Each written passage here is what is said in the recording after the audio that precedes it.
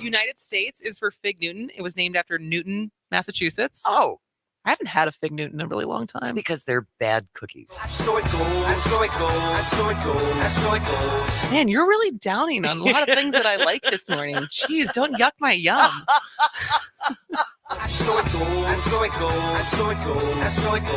No, what? Don't yuck my yum. Got it.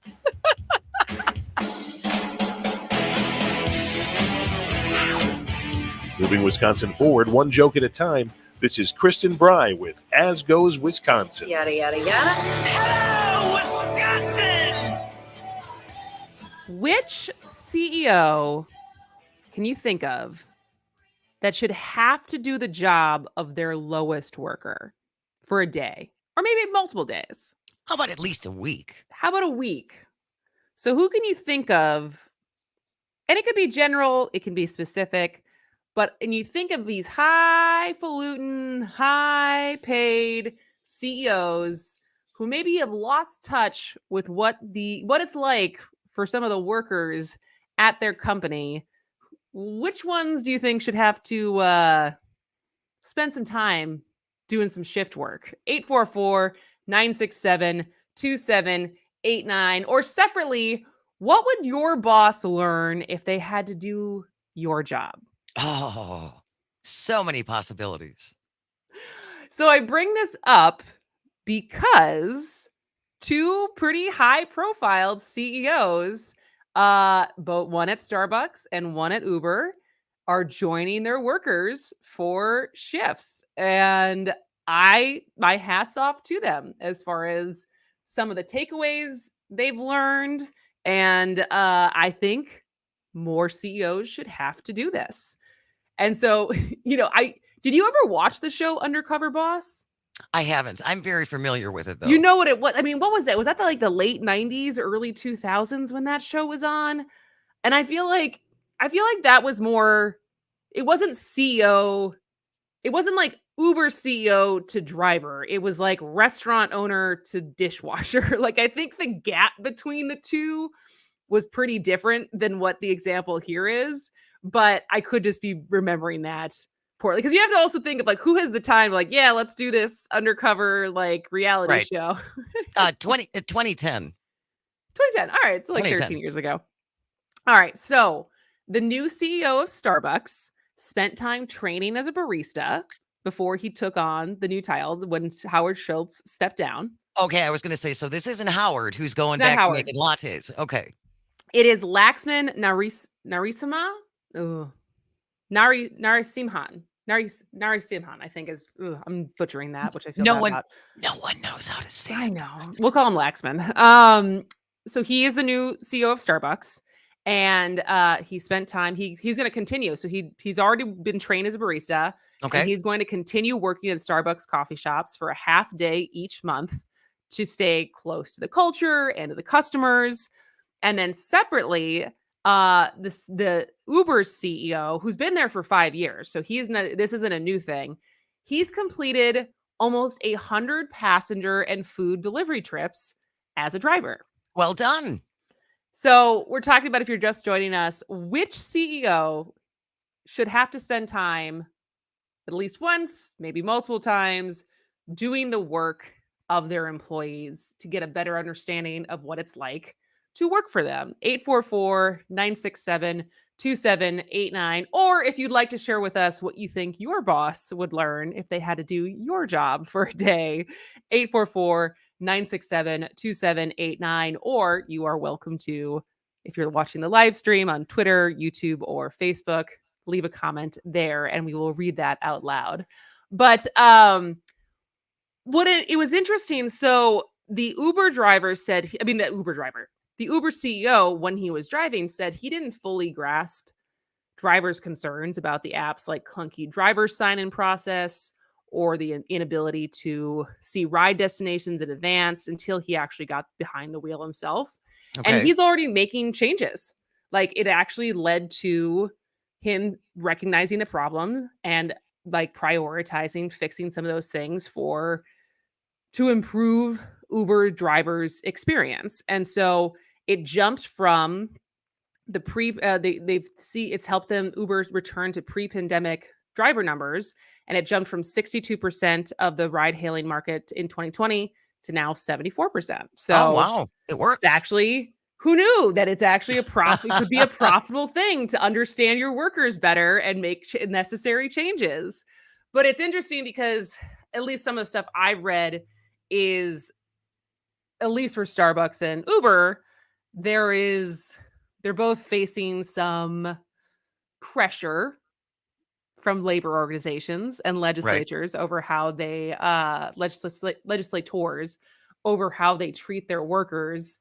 So that could have something to do with this. Trying to get a jump on it, don't you think? Trying to get a jump on it, but it's funny because I saw this. I think Wall Street Journal also wrote this up, or specifically with the Uber CEO, and it was one thing like he saw firsthand, like tip baiting, and he was punished the app for rejecting trips and like some stuff with the app specifically. But he also said it was surprisingly hard to take the rudeness of some Uber riders. Cause like he wasn't, I don't think on average, many of us, I would probably of CEOs, I would recognize Mark Zuckerberg. I would likely recognize Howard Schultz, but he kind of just looks like your average middle to older white guy. Like, Yeah. I don't know if he would stand out to me. CEOs aren't necessarily celebrities in the same way that like you see them and you like recognize them. And so for him, the Uber CEO, he said like he didn't, despite it Nobody being call him, no one really caught him because he was like, Yeah. it was in San Francisco. So if there was any place that probably would recognize him, it probably would be in San Francisco, but it didn't happen often. And so, someone who is as powerful and rich, I'm sure, as him, to kind of have to deal with the rudeness of some drivers, I think is humbling, which also I think is a good thing. 844-967-2789. Which CEO should have to do the job of their lowest paid worker? And also, what would your boss learn if he had to do your job? We have the 715 checking in. Any retail or fast food CEO, especially on Black Friday for retail CEOs. Yes. Right? That's a really good one. 414 says Jeff Bezos needs to go work in a warehouse. That is Jeff Bezos is one I would recognize if I saw him. His little cue ball. If I saw that in person, I would recognize it. Or his leather pants. Oh, God. Now I'm going to have to try and scrub that image from my brain. Thank you very much. I got some good ones on Twitter because I posed this morning. So from one account called Eat Wisconsin, I think every school board member and legislator should have to work in a public school for a week before they can open their mouth about anything regarding public education. Bravo. Bravo. Absolutely. It is interesting of how many people sit on school boards who aren't necessarily haven't worked in the schools at all. Right. Are not educators. They're not educators. They're not administrators in any way. And don't have necessarily the best handle of what it's like to work in those schools. I think that's one of my favorite ones so far. Then Ron Henske said, have Zuck do content moderation. That's a great suggestion. What a brutal job that is. Oh, I can't even imagine getting paid, like how much you would have to pay me to be willing to comb through the insane things that people post that obviously get taken down, but just horrific. I read that some of those people who did that for, a year or two ended up with a form of PTSD because it was so stressful and so horrifying. Oh, yeah. Then Maureen McCallum over at the producer and host of Wisconsin Life, she said all of them everywhere. Let's just make it broad. Let's make it very, very broad. Yes. And then, go ahead.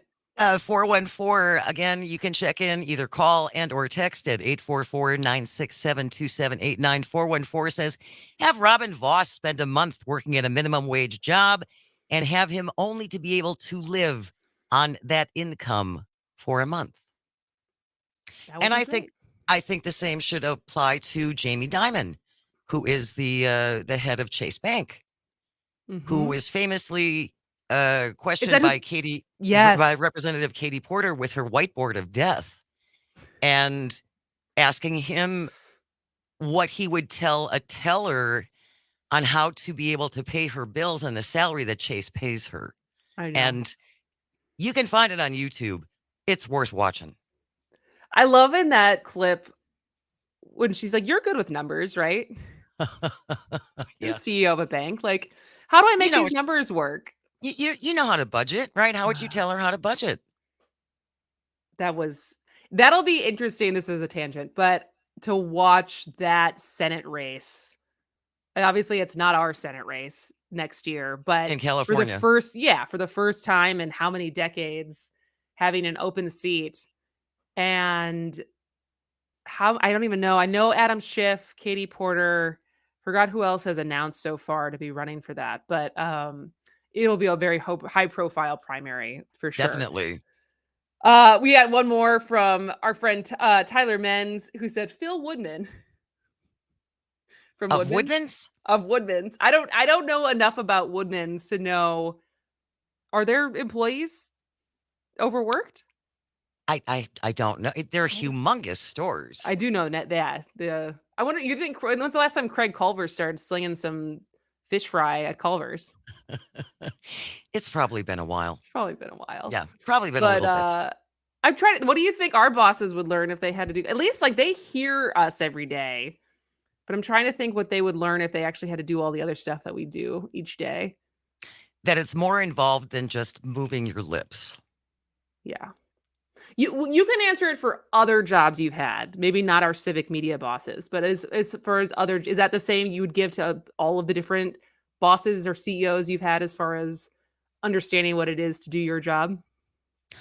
There are particular ones that I would have directions for that I cannot say out loud because of FCC considerations.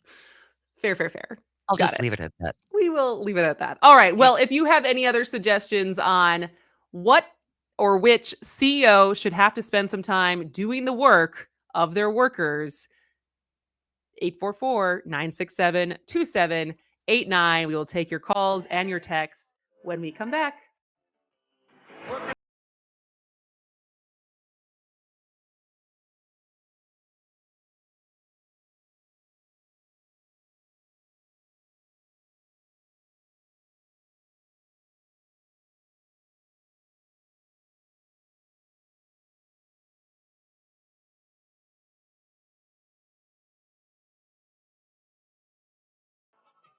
The Civic Media team would like to say congratulations. More than 200 Wisconsin businesses and nonprofits are receiving a free advertising campaign through our one-day $1 million advertising giveaway. If you missed out, our local sales team would still love to help you with your own campaign. Go to civicmedia.us and click on the sponsorship tab. Again, civicmedia.us and sponsorship. New and still growing. Advertise today with the Civic Media network of radio stations.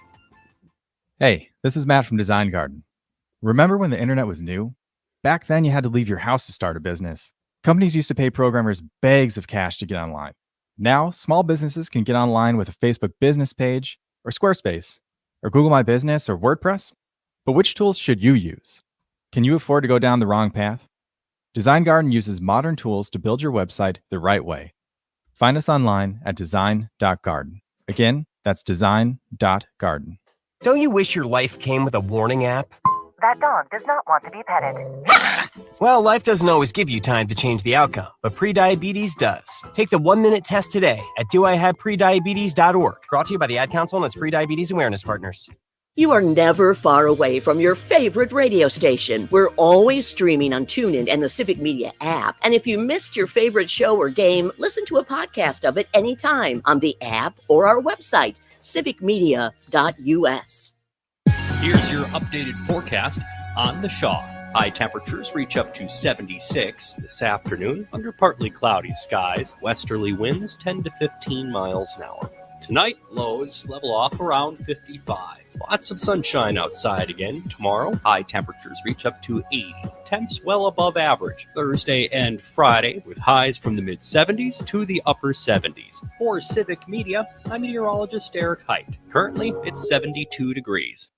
WAUK 540 AM, Brookfield's choice for news talk radio. Streaming 24/7 at WAUKradio.com.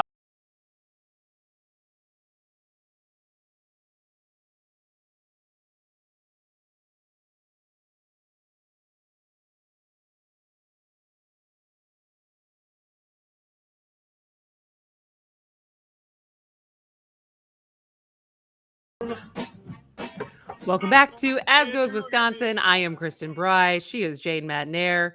And we are wrapping up our conversation around CEOs and which ones, I guess, beyond the argument that all of them, but which ones more specifically should spend time doing a couple shifts, maybe more than a couple shifts, of their workers, of their employees. Because most recently, this new Starbucks CEO and the Uber CEO spent time doing just that. And I think they gleaned some insights from it. And then we also asked, what would your boss learn if they had to do your job? 844-967-2789. You can call or text that very same number. 262 says the Walmart owners. Yes. Yes. And I think additionally, as was suggested for some of the other ones, not only should they have to do the work for a week, but they should have to live on that salary for a week. Yeah. I mean, I think many of us could learn something from having to live on those salaries.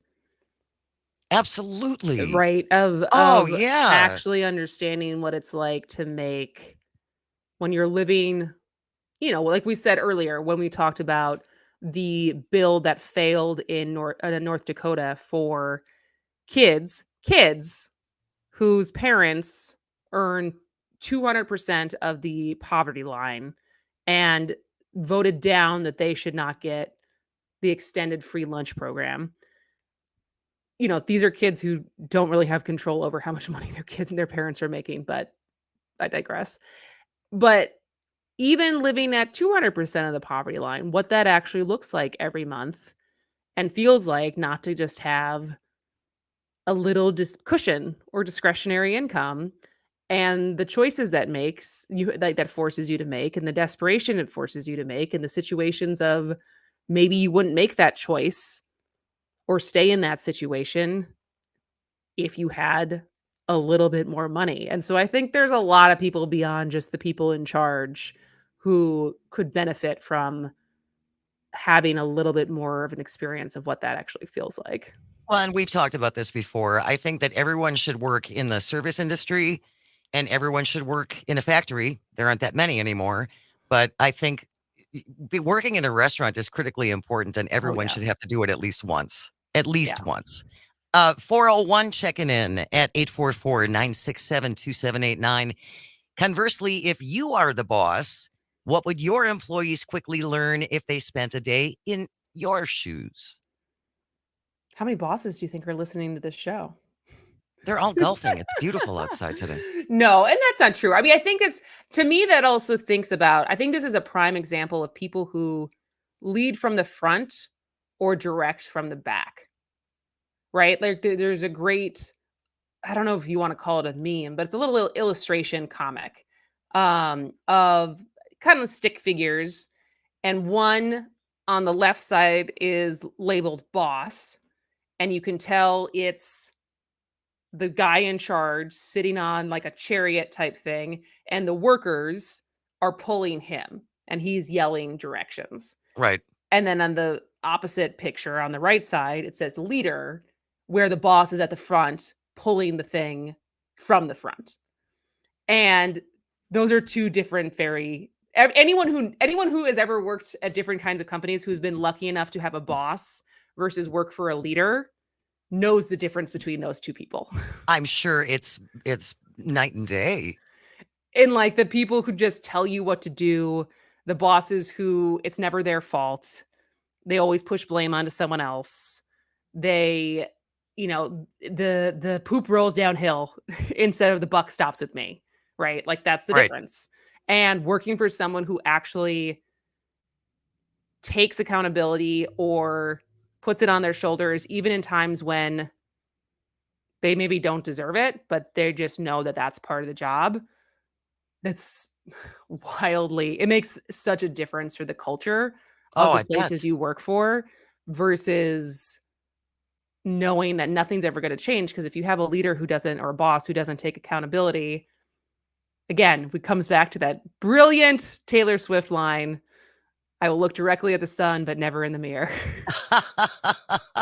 We forgot one important person. What is the worst job we could give Elon?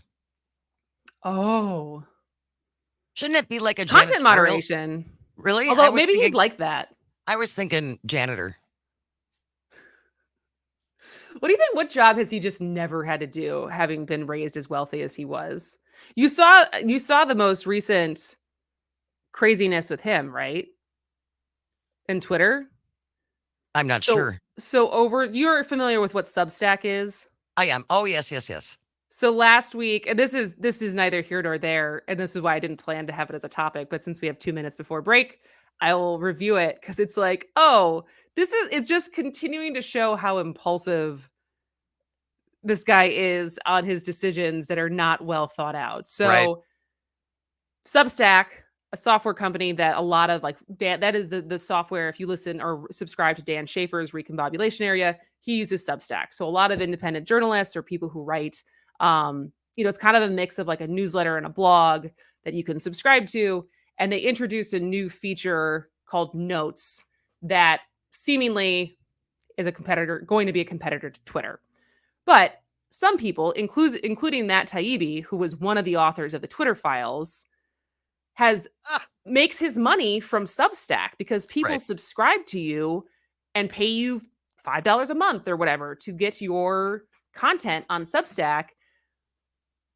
Last week, Elon, and Matt's not the only one. There's tons of people who do that. Elon decided, we're just going to delete all tweets that have anything to do with Substack because I'm mad at that company. And it's like, oh yeah, the free speech king does it again. Right. All right. When we come back, Jon Stewart, can he just do all of the interviews now?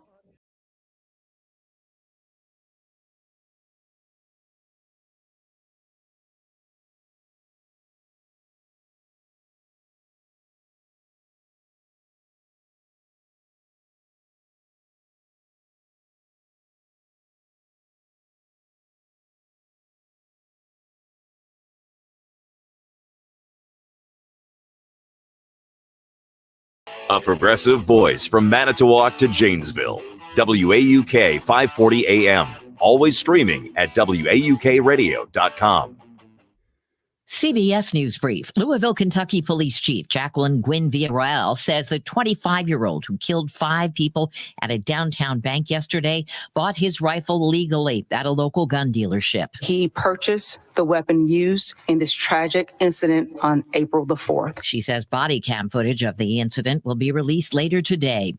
Democrats will hold next year's national convention in Chicago. CBS's Jim Crisula. Holding the gathering in such a pro-union city underscores President Joe Biden's commitment to organized labor, which will be critical to re-election if Mr. Biden decides to run again. The president is on his way to Northern Ireland. CBS's Stephen Portnoy is already there. Here he is from Belfast. This trip will have the president meeting with the leaders of the UK and Ireland, speaking to the Irish Parliament, and giving a speech here in Belfast marking the anniversary of the Good Friday Agreement that ended decades of sectarian bloodshed. CBS News Brief. I'm Deborah Rodriguez.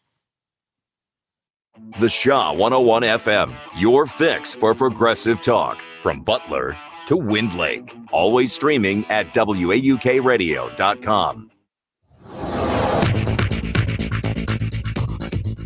For Civic Media, I'm Jane McNair. Here's what you need to know. A bill is being reintroduced at the federal level to further distinguish dairy from non-dairy products. The CURD, or Codifying Useful Regulatory Definitions Act, will create a formal definition of natural cheese. It will also require all ingredients be listed on the labels. Senators Tammy Baldwin and Ron Johnson both support the measure. The FDA would need to agree to the new standards before the act would be passed in all states. Central and southern Wisconsin at a very high level of fire risk. All counties south of Marathon are listed at a very high fire danger level, according to the DNR, which warns that grass fires can pop up very quickly. If you need to burn something, make sure you have the proper permit and have water close by. The DNR responded to more than 30 wildfires in just the last week. I'm Jane Matnair. This is Civic Media News.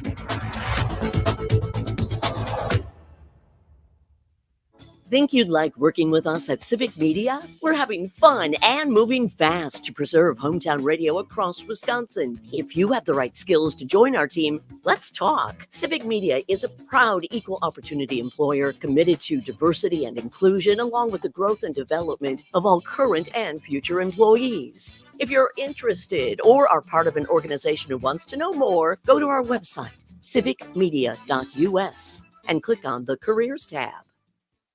Has your affordable care plan gotten too expensive?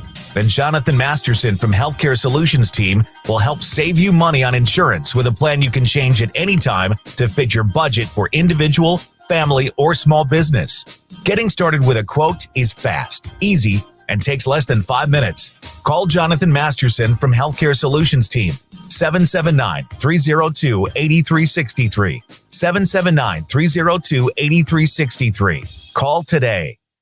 Monday morning at 8, don't miss Under the Helmet with the Gravedigger, featuring legendary Gilbert Brown and Earl Ingram. Football, life, and fun. Earl, you've been driving a Yugo. They just gave you a brand new Ferrari with turbo boost.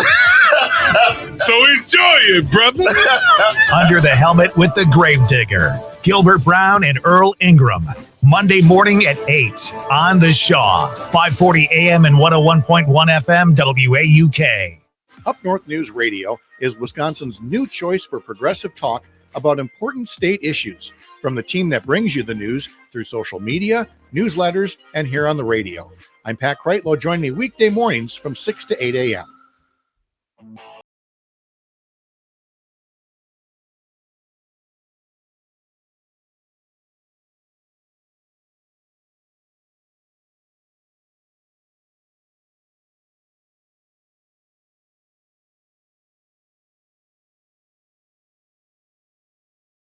Wisconsin. I am Kristen Bry. She is Jane Madnair, and we are just rolling through this beautiful Tuesday. I cannot wait to get outside because I have been missing the warmth.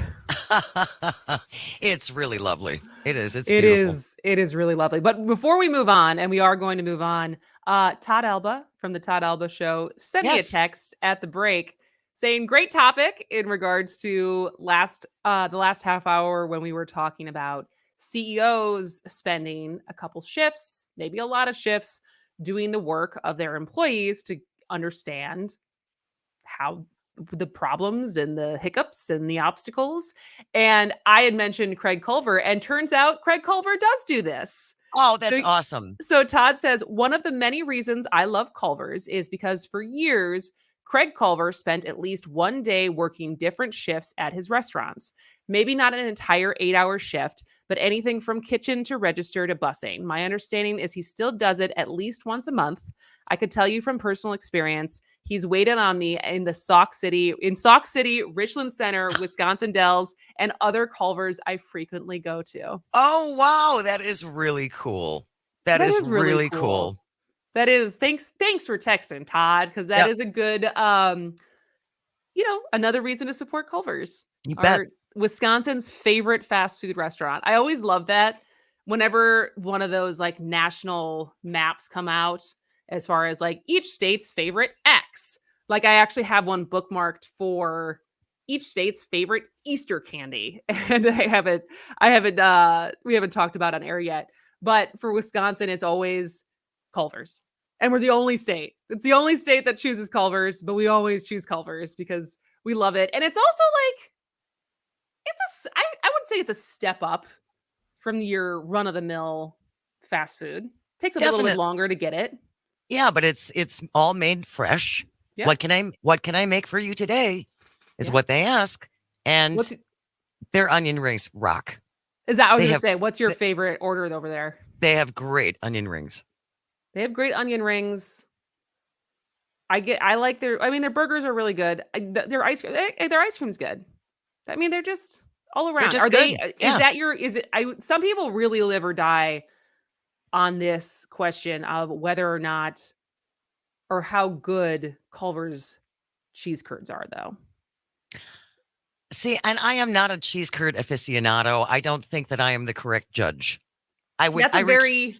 I recuse myself. I was gonna say that is a good answer as far as not getting stuck on this, because people get animated as far as whether or not they like. I've heard some people really diss the Culver's cheese curds and how overrated they are versus some people who, as soon as they touch down in Wisconsin from either coast, that's the first thing they have to go order. So That sounds like a reality show.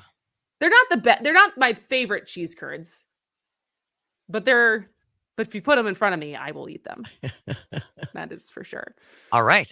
All right. So I don't know if people caught this, but last week there was a clip of former Daily Show host Jon Stewart, current host of The Problem with Jon Stewart on Apple, accusing the Pentagon of corruption. And it's gone viral since C-SPAN posted it. And, it's C-SPAN. So the fact that it's went viral since they posted it to their Twitter profile, it's racked up millions of views already. I saw it. Somehow it made its way to TikTok, and that's where I saw it. And it brings back the question that we posed, I think, last Tuesday in the aftermath of Marjorie Taylor Greene being interviewed by Leslie Stahl and leaving a lot to be desired, I think, terrible. for many of us, in that if you're going to interview her, don't let her get away with calling all Democrats pedophiles. It's just challenge them with facts. Yeah. When they make these kinds of broad blanket statements, then have something to challenge them with that is based in reality. And so I said this last week, as like, can you imagine had it not been Leslie Stahl, but Jon Stewart interviewing Marjorie Taylor Greene, which I don't know if that will ever happen. I don't think Marjorie Taylor Greene is that smart, but I would think that she's smart enough to not to avoid him that invitation. But Jon Stewart appeared at the War Horse Symposium in Chicago last week on Thursday, where he interviewed Kathleen Hicks, who is the deputy secretary for the Department of Defense. And during the discussion, Stewart called out the discrepancy between the department's massive budgets, which we hear every single time there is a budget. It seems to only go up for the military, no questions asked, every year, even though we don't really know where it goes. And the fact that many soldiers are struggling with bare necessities or basic needs. And Jon Stewart, ultimately suggesting that the situation smells like corruption. And so it's the clip that's gone viral is about 6 minutes. We're not going to play the whole thing. We're going to play some of it so you can kind of get an idea of the tense exchange. Do you feel like these are unfair questions of somebody within a department of that size and scope? I think you unfair? have a particular thing you really want to talk about and you're asking me other questions, but I don't think it's unfair to ask me about the audit. It's absolutely the case that the United States military should be able to pass an audit, and we've got to be on that pathway to get there. But don't you think that does speak to the larger point that we're trying to get at, which is good journalism uncovers corruption? And good journalism does uncover corruption, but I'm not sure these two things are linked. An audit is not. But they are. Okay, so you need to explain to me, do you understand what an audit does and the degree to which it is linked to the question that you're asking? I believe so. Okay, go ahead. Give me your explanation. No, I don't mind learning. So what I would suggest is that the audit that they have in the military doesn't really look at whether or not there's efficacy. It's just whether they got delivered the thing that they ordered. So it goes on. It's really good. We'll put it in today's notes that you can find on asgoeswisconsin.com/listen. You can see the whole thing. And you can see the whole thing. I mean, actually, someone, even before we started talking about this today, someone DM'd me the whole symposium. Oh. And their request was us talking about the budget. And I was like, I think I need to get an expert on to talk about defense budget stuff. I'm not sure I could just we can wing that for 30 minutes. But I'll link both to today's show notes. It's really good, and it made me think of our comment from last week of he is so good at this, and why is he seemingly right now, at least, so much better at this than some of our other broadcasters. And we want to play a couple different clips just as a reminder, especially recently, because he's only gotten better, right, since Daily Show. And I would say if you watch The Problem with Jon Stewart, there's jokes, but I wouldn't say it's a comedy show. I would agree with you. So let's set up the first one, because I know we pulled probably the two most viral ones of the last year. Jon Stewart was talking to an Oklahoma lawmaker earlier this year. The lawmaker does not want any restrictions on guns because his contention is that makes us safer. If you look at the statistics. Right. Yeah, they're dying from gun deaths. 80% of school shooters either came from a broken or fatherless home. So you would say no guns for fatherless homes? No, that's not what I would say. I would say that fathers need to be more engaged. Great. So let's with a firearm if they don't have a father in the home. Let's put more resources into areas that are poverty-stricken. All for it. And into fatherlessness. And that's something that we're doing. But why with guns are you against bringing order? I'm not against bringing order. You are. You're also making it less safe for cops and for people. When the police go to a domestic call, it's the most dangerous call they can go on. In your world, if they knew that there were firearms in the house, that's a safer call. Is that what you're saying? No, because police... Because why? Because police treat every situation as a potential issue. But more guns makes us safer.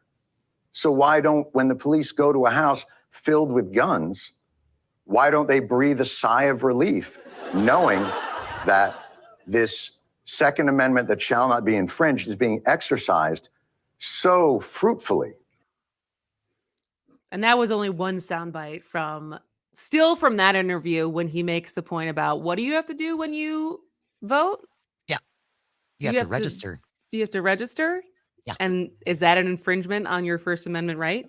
So there was that example. And then even before the Oklahoma one that was from earlier this year, at the end of last year, I think it was in the fall, it was like October, November, he interviewed the Attorney General of Arkansas about some of the legislation getting passed as it is dealing with trans youth. And banning the treatments for trans youth. Why would the state of Arkansas step in to override parents, physicians, psychiatrists, endocrinologists who have developed guidelines? Why would you override those guidelines? Well, I think it's important that all of those physicians, all of those experts, for every single one of them, there's an expert that says we don't need to allow children to be able to take those medications. That there are many instances where... But you know that's not true. You know it's not for everyone. There's one. These are the established... Well, I don't know that's not true. I don't know that... Then why would you pass a law then if you don't know that that's true? Wouldn't you? Well, I know that there are doctors and that we had plenty of people come and testify before our legislature who said that, we have 98% of the young people who have gender dysphoria, that they are able to move past that. And once they have the help that they need, no longer suffer from gender dysphoria. 98% without that medical treatment. That's an incredibly made up figure. It's the whole thing is a masterclass. And so my question is, beyond the fact that Jon Stewart is incredibly smart and he obviously preps a lot for these interviews, but why is he so good at this? Why is he seemingly better than many of our current broadcasters who get big, high-profile interviews? I think the only one I would say, and I don't even know if he's as good, but Mehdi Hassan, Who's on really good. MSNBC. He's also really good. I actually want to read his new book. I think it's like How to Win Every Argument or something like that. I've got it on audiobook. I haven't started it yet. But what is it about Jon Stewart? And some people might say it's because he has leniency because he's a comedian.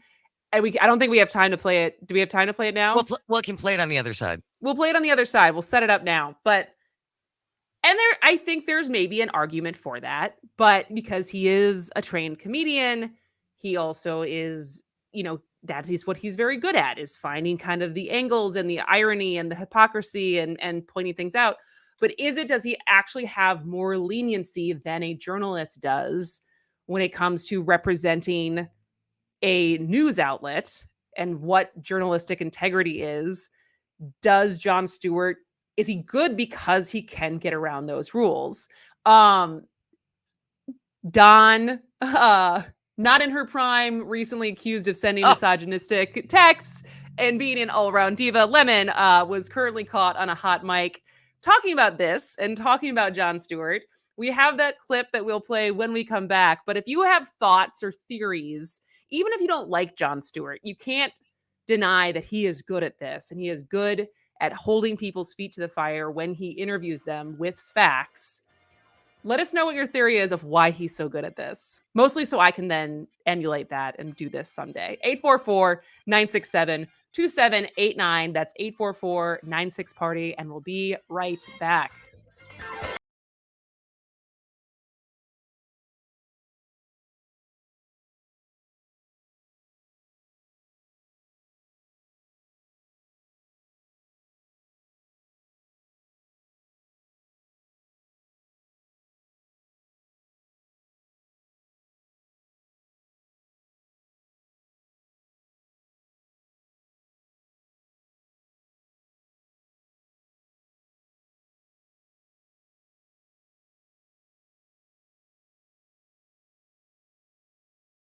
Direct from the Dairy State, it's Extra Sharp Weekends, a 3-hour block of Wisconsin-produced radio, Saturdays and Sundays from 11 a.m. till 2 p.m., featuring Raised in Wisco with Joe Clayfish and Danielle Fairman, The Crepescast with Charlie Behrens, and Under the Helmet with the Gravedigger, Gilbert Brown. Enjoy it by the slice or enjoy the whole darn block. Extra Sharp Weekends is radio so fresh, it squeaks. Listen in on the Civic Media Station or on the app. High pay with excellent benefits? Check. Fair treatment and safe work conditions? Check. A paid training program? Check. Check all of your career boxes with the International Union of Painters and Allied Trades of District Council 7. Experienced industrial painters and drywall finishers needed now, or become an apprentice. Call Tom Coyne at 262-488-4839 today. 262-488-4839 or go to IUPATDC7.com. Uh-oh, Brad's buzzed. Oh, yeah? Yeah, he's starting with the woots. Good thing is, he knows when he's buzzed. Know your buzzed warning signs? Call for a ride when it's time to go home. Buzz driving is drunk driving. A message from NHTSA and the Ad Council. Look through your children's eyes, and you will discover the true magic of a forest.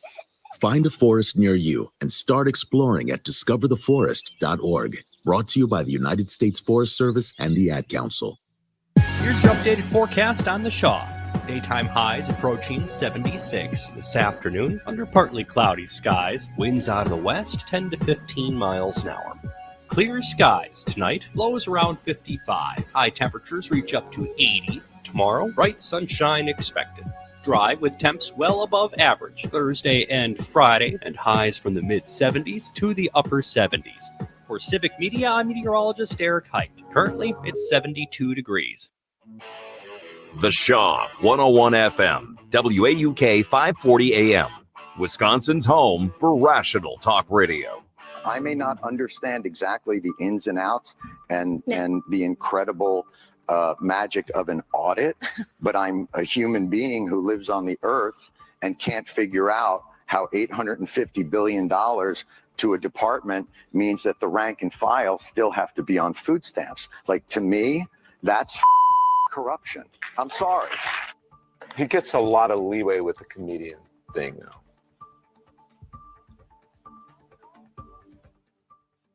Welcome back to As Goes Wisconsin. I am Kristen Bry. She is Jane Metnair, and that was a clip of a clip. It was basically Don Lemon on CNN had played the clip of Jon Stewart interviewing Kathleen Hicks, who is the deputy secretary of the Department of Defense, and it was a clip that had gone viral since the last week Thursday at the Warhorse Symposium in Chicago, because Stewart really holds her feet to the fire as far as an audit and these discrepancies between what the military is spending versus the basic necessities that so many soldiers are struggling to have. And like, where is the money going? Right.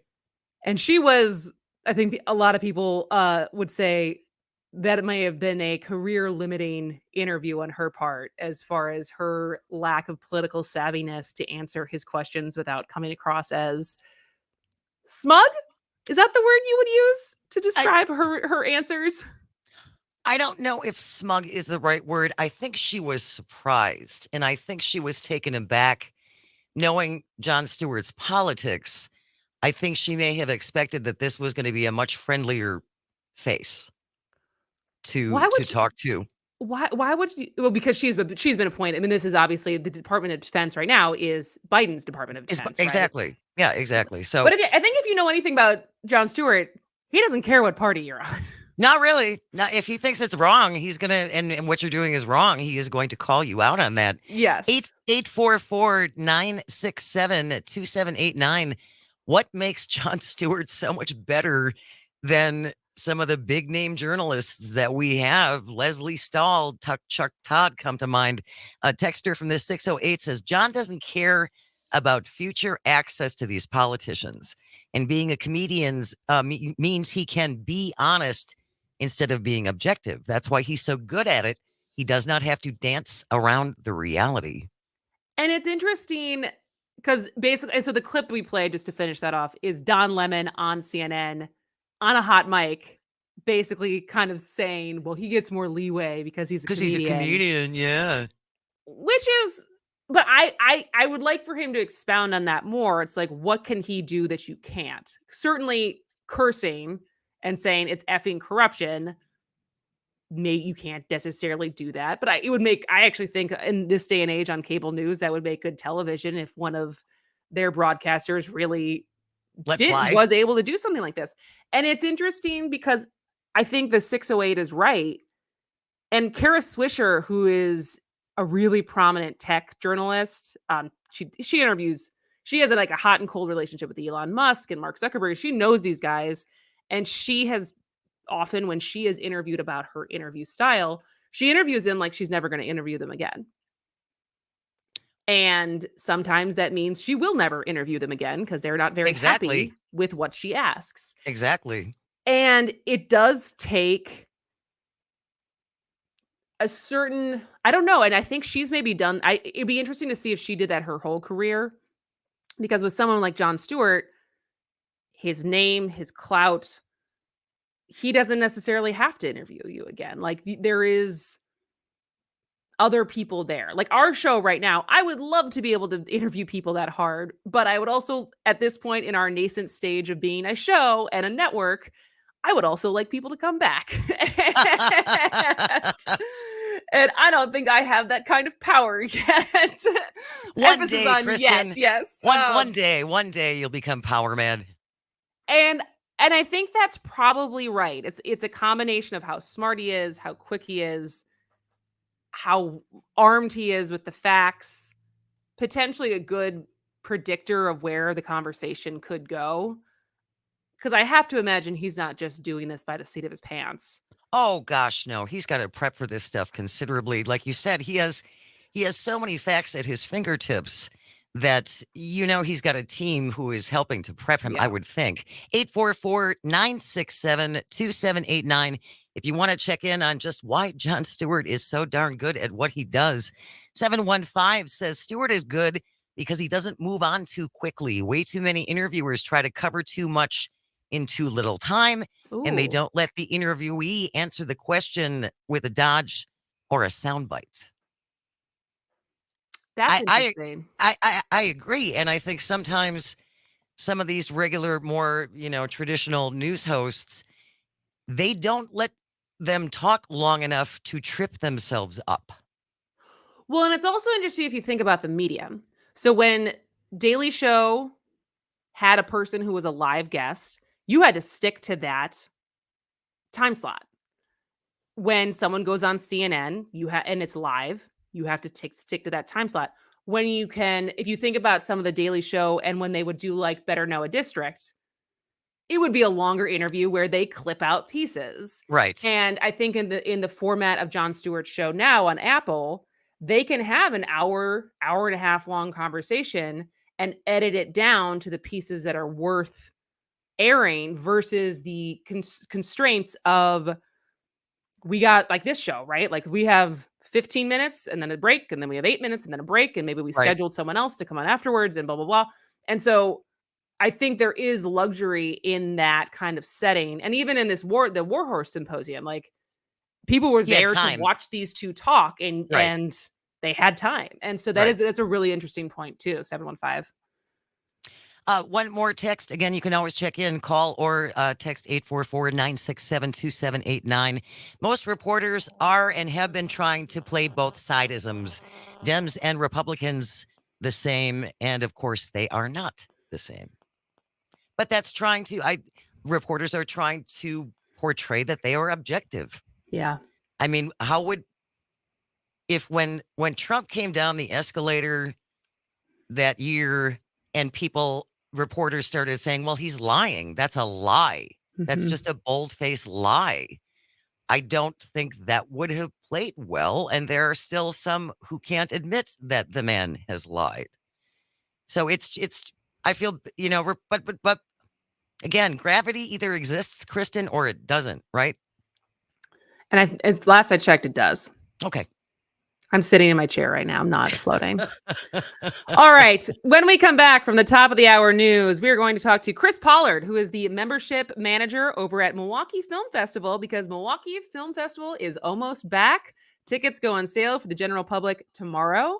So we're going to talk to him on how to navigate 139 different films and what you should go see, what you should expose yourself to, and maybe even become a member of Milwaukee Film Festival. So stick with us. This is As Goes Wisconsin.